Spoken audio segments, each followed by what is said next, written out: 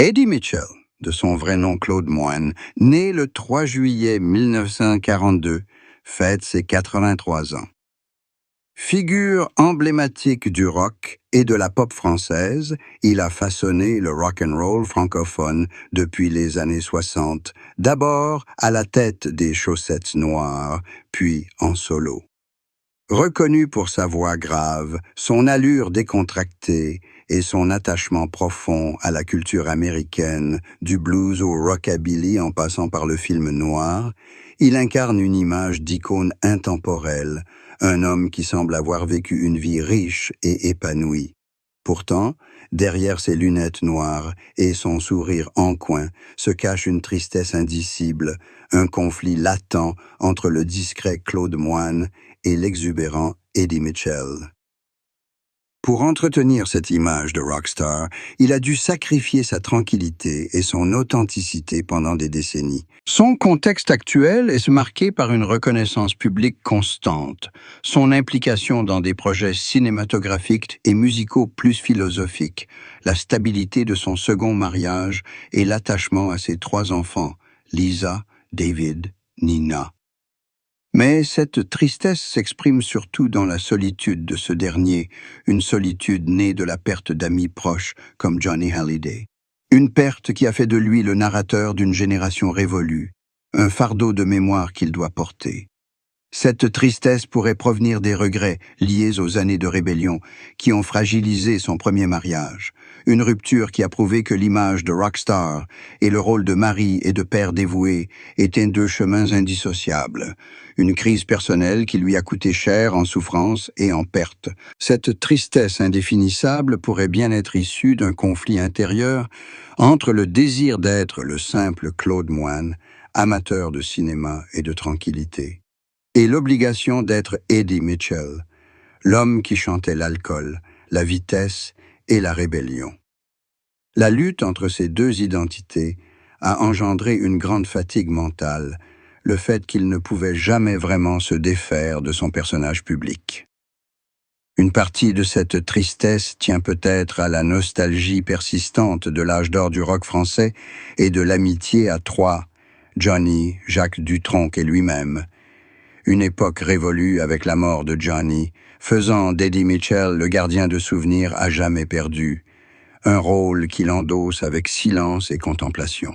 Cette tristesse provient aussi de la conscience du vieillissement et de la finitude du temps, un thème récurrent dans ses dernières chansons, reflet de son angoisse quant à la façon dont son héritage sera perçu, s'il surpassera la gloire de ses débuts, et si Claude Moine sera un jour pleinement reconnu. Le plus grand mystère et la plus grande énigme qui entoure Eddie Mitchell est la question: que cache cet homme? Peut-être dissimulait-il une profonde sensibilité sous son apparence froide et sarcastique, le fait qu'il était un homme obsédé par l'honnêteté et la trahison, thème récurrent dans ses chansons. Il cachait peut-être des regrets quant à ses décisions passées et la douleur qu'il avait infligée à ses proches, y compris son ex-femme, durant ses années de rébellion. Plus encore, il dissimulait le désir de se retirer complètement des projecteurs et de mener une vie plus simple, un désir qu'il ne put jamais assouvir en raison de ses obligations envers la musique et sa loyauté envers le public, obligations qui maintenaient Claude Moine prisonnier à jamais de la cage dorée d'Eddie Mitchell. Cette dissimulation était un mécanisme de défense pour préserver son image cool et protéger la vie privée qu'il avait patiemment reconstruite après son premier mariage. L'histoire d'amour, de mariage et d'échec d'Eddie Mitchell est clairement illustrée par son premier mariage, une union qui révéla un conflit dévastateur entre le mode de vie chaotique du rock and roll et la stabilité familiale. L'échec résidait dans l'incapacité à concilier les exigences d'une carrière, exigeant des sacrifices absolus, et celle d'une vie privée, non pas par manque d'affection, mais en raison de la célébrité et du mode de vie rebelle qu'il avait choisi pour devenir Eddie Mitchell. Son premier mariage souffrit des interruptions constantes des tournées, des tentations du show business et de l'absence d'un mari et d'un père. La source de cet échec était l'incapacité de Claude Moine à maîtriser Eddie Mitchell. Sa carrière, à ses débuts, exigeait une image sauvage et indomptable, une image qui se transforma en un véritable brasier qui embrasa sa vie personnelle. Une partie de sa tristesse provenait du regret d'avoir laissé son travail détruire sa famille, de n'avoir pas su protéger la paix de sa première femme et de son fils David du chaos de sa propre existence. La rupture symbolisait aussi l'effondrement des idéaux romantiques qu'il avait chantés.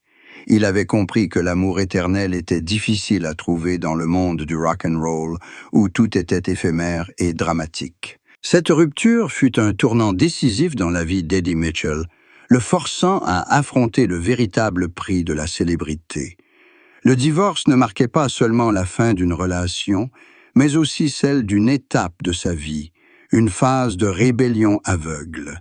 Cet échec le poussa à rechercher la stabilité et l'intimité dans son second mariage, une quête de rédemption. L'échec de son premier mariage fut l'aveu silencieux d'un échec humain, un échec qu'il porta en lui et qu'il tenta de réparer en redéfinissant ses engagements et ses priorités par la suite. À 41 ans, en 1983, Eddie Mitchell traversait une période de reconstruction et de stabilisation.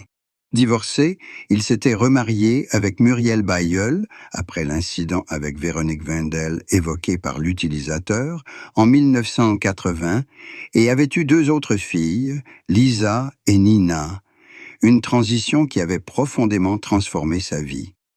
Sa tristesse à cet âge, bien que discrète et souvent teintée d'ironie, s'exprimait par une évolution des thèmes de sa musique et un recentrage sur son métier d'acteur. Il expliquait cette tristesse par des regrets du passé et une quête de pardon, par sa volonté de réparer les erreurs de son premier mariage en construisant une seconde vie plus stable et authentique. Il laissait entendre que la maturité consistait à assumer ses erreurs passées et à apprendre à vivre avec leurs conséquences. La confession discrète d'Eddie Mitchell révèle son besoin d'une compagne stable, Muriel, pour aider Claude Moine à le canaliser et l'idée que la solitude et la rébellion ne peuvent durer éternellement s'il veut préserver sa carrière et son équilibre mental. La tristesse qui l'habite est la conscience de la fragilité de la vie, une conscience exacerbée par des années passées à vivre trop vite et trop dangereusement. Son intérêt pour le théâtre à 41 ans, souvent dans des rôles comiques mais profonds, est une protestation silencieuse contre les limites de l'image de la rock star. Il aspire à être reconnu comme un artiste aux multiples facettes, capable de transmettre des émotions complexes, notamment la tristesse de grandir et les regrets. À cet âge, Eddie Mitchell a trouvé un équilibre subtil entre ces 2 identités. Claude Moine pouvait vivre dans l'intimité de son nouveau mariage, tandis qu'Eddie Mitchell pouvait continuer à briller sur scène. La tristesse qu'il partageait était l'acceptation que sa vie serait à jamais un film en noir et blanc, où s'entremêlent moments tristes et heureux, et il a appris à apprécier les 2. Le parcours d'Eddie Mitchell est une saga de fidélité au rock et à la culture américaine, un parcours voilé par les secrets profonds de son autocensure et de ses limites créatives. Le plus grand secret de sa carrière réside dans sa lutte constante pour préserver son authenticité artistique face aux pressions commerciales. Pionnier du rock and roll francophone, il a dû se battre sans cesse contre ceux qui voulaient l'obliger à adoucir son style pour s'adapter à un marché pop plus consensuel. Il dissimulait la lassitude de devoir constamment expliquer au public français la valeur du blues, de la soul et du rockabilly. Le second secret longtemps occulté par sa carrière était la polyvalence et la curiosité de Claude Moine, souvent éclipsée par l'image de la rockstar. Peu savent qu'Eddie Mitchell était un critique de cinéma averti, un collectionneur culturel sophistiqué et un acteur de talent. Il utilisait sa carrière cinématographique comme un exutoire et un outil pour rééquilibrer son image publique, une manière de satisfaire Claude Moine et d'apaiser Eddie Mitchell. Il dissimulait la solitude d'un homme vivant dans le monde illusoire du cinéma américain, un monde qu'il tentait de recréer à travers sa musique et son style. Son dernier secret, et peut-être le plus important, résidait dans sa fidélité inébranlable envers ses amis proches. Ses amitiés avec Johnny Hallyday, Jacques Dutronc et d'autres n'étaient pas de simples relations professionnelles, mais des engagements profondément personnels. Il cachait la douleur qu'il ressentait à chaque décès d'un ami, une douleur qu'il a canalisée dans la réflexion et la philosophie de ses derniers albums. Le parcours d'Eddie Mitchell est l'histoire d'une loyauté absolue envers sa culture et ses amis, une loyauté forgée et préservée par les secrets discrets de sa quête d'authenticité. Si son premier mariage a sonné le glas de son image de rockstar, la confession la plus bouleversante d'Eddie Mitchell en matière d'amour ne portait pas sur une trahison amoureuse, mais sur la reconnaissance rédemptrice de son besoin d'une partenaire stable pour le sauver de lui-même, du chaos et de l'autodestruction qui caractérisaient son personnage. Cette confession était d'autant plus surprenante que le véritable amour n'était pas une passion dévorante, mais la paix et la compréhension inconditionnelle qu'il avait trouvée dans son second mariage avec Muriel Bailleul. Cette confession fut choquante car elle allait à l'encontre de l'image de rockstar qu'il s'était forgée. Il demanda et accepta la patience et le pardon de Muriel, une femme qui accepta la fragile Claude Moine qui se cachait derrière le dur Eddie Mitchell. Il a laissé entendre que la stabilité de son second mariage était le plus grand accomplissement de sa vie, celui qu'il avait préservé de la voie autodestructrice empruntée par tant de ses pairs. Une partie de sa tristesse était liée à un profond regret pour le mal qu'il avait causé par le passé. Et cette confession marquait un engagement à vie, à être un meilleur mari et un meilleur père. La seconde confession, qui accompagna la stabilité retrouvée, fut une reconnaissance de la différence entre l'amour public et l'amour privé. Il avait fait l'éloge de la passion amoureuse sur scène, mais la confession la plus bouleversante fut que son véritable amour était discret, un soutien silencieux et une compréhension profonde de sa complexité. Il dut avouer que la paix était la forme d'amour la plus aboutie qu'il put atteindre. Ce second mariage est une réparation paisible des erreurs passées, un lieu où Claude Moine peut enfin être lui-même, un homme mûr et réfléchi, entouré de l'amour de Muriel, Lisa et Nina. Pour Eddie Mitchell, son nouveau mariage, son union longue et discrète avec Muriel Bailleul, était entièrement axé sur le salut, la stabilité et la priorité absolue accordée à la protection de sa vie privée, loin du tumulte du show business.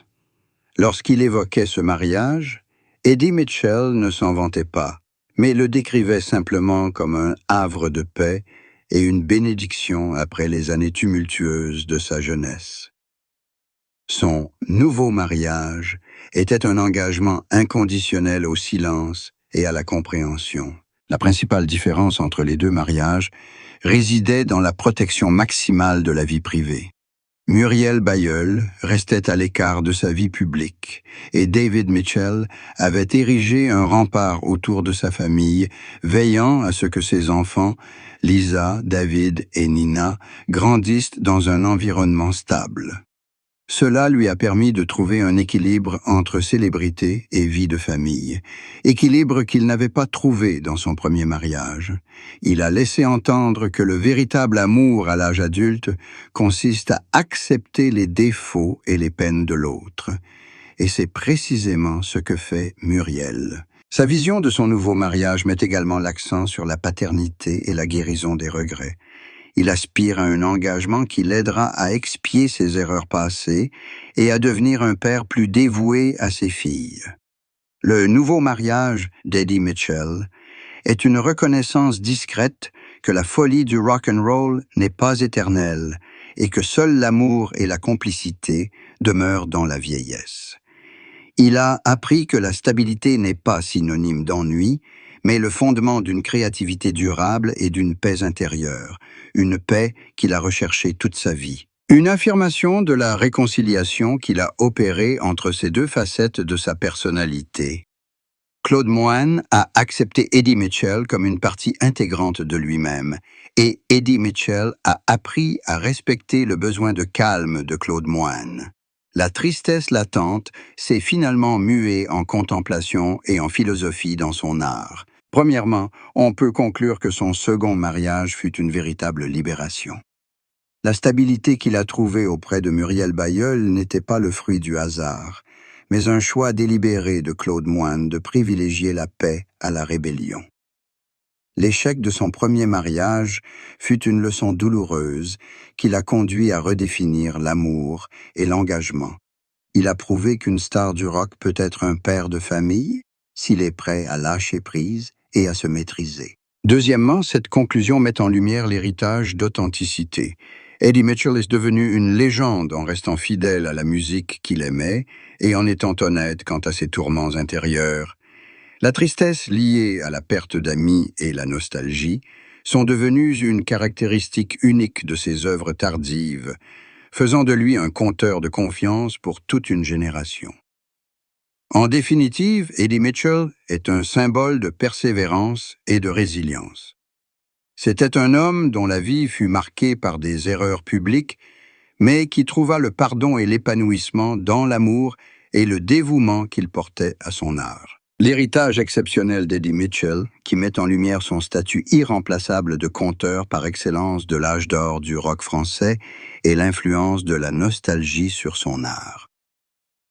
L'héritage d'Eddie Mitchell ne se limite pas à ses tubes, mais englobe également sa fidélité indéfectible au style et à la culture américain, faisant de lui un gardien du patrimoine musical et un observateur social subtil. Son importance s'est accrue après la disparition de Johnny Hallyday, faisant de lui le porteur de la mémoire et de la nostalgie d'une époque révolue. La nostalgie fait partie intégrante de son héritage, mais elle ne se réduit pas à une idéalisation aveugle. Elle se présente plutôt comme une profonde méditation sur le temps, l'amitié et la fragilité de la vie.